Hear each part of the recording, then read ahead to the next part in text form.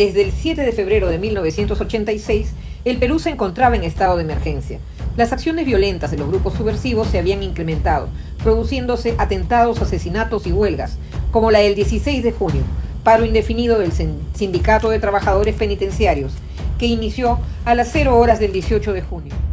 A primeras horas de la mañana del mismo día ocurrieron 3 motines simultáneos. Los internos de los penales San Juan Bautista del Frontón, San Pedro del Lurigancho y el de Mujeres de Santa Bárbara, una vez más reclamaban con 3 demandas coincidentemente de 26 puntos su disconformidad por las malas condiciones y el maltrato de las cárceles, la excesiva duración de los procesos judiciales y el sistema judicial en general.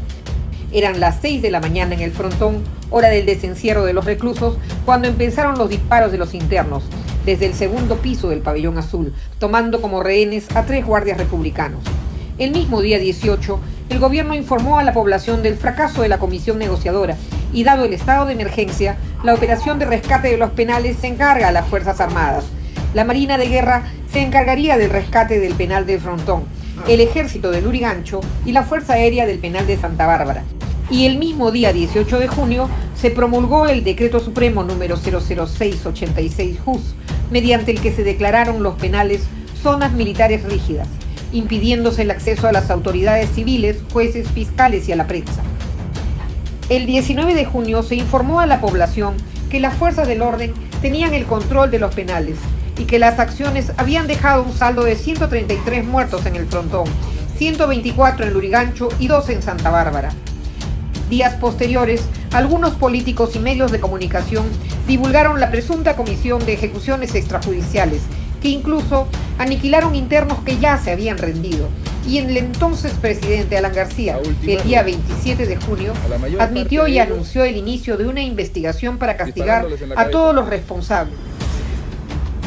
En el fuero militar, la Marina de Guerra inicia una causa sobreseída por el Consejo Supremo de Justicia Militar el 20 de julio de 1989, siendo absueltos 11 marinos y archivándose el caso. El 16 de junio de 1995, el gobierno de Fujimori promulgó la Ley de Amnistía y su interpretativa, que es derogada a consecuencia de la sentencia de Barrios Altos y La Cantuta por la Corte Interamericana de Derechos Humanos, resultando incompatibles las leyes de amnistía, de prescripción y los excluyentes de responsabilidad que pretendan impedir la sanción de responsables de violencias graves de derechos humanos como la tortura, ejecuciones sumarias, extralegales o arbitrarias y las desapariciones forzadas.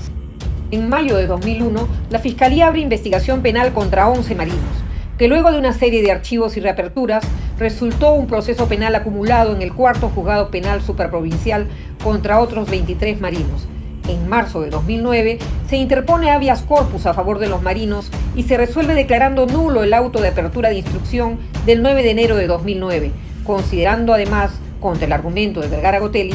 que los hechos no constituyeron lesa humanidad, pero ordenó que se continúe el proceso en cumplimiento de los compromisos con la Corte Interamericana de Derechos Humanos. En octubre de 2016, se llevó a cabo la audiencia de control de acusación con el dictamen único de la Fiscalía, y el 3 de abril la Sala declaró que había mérito para pasar a juicio oral, dejando sin efecto la acusación contra el colaborador eficaz Castillo Vega, quedando finalmente 33 acusados.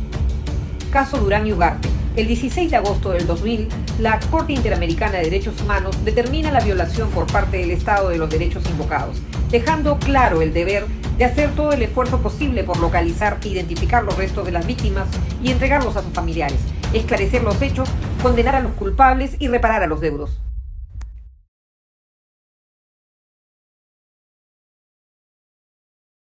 Caso Teodorico Bernabé Montoya, exmarino, quien fue el único que logró la prescripción penal.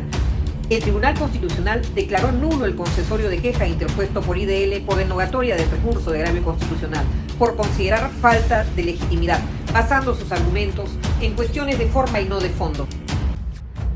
Situación actual. El informe de supervisión de cumplimiento del Estado peruano de la Corte Interamericana de Derechos Humanos ha sustentado que se está cumpliendo con lo dispuesto respecto a las reparaciones y costas del caso Durán y Ugarte,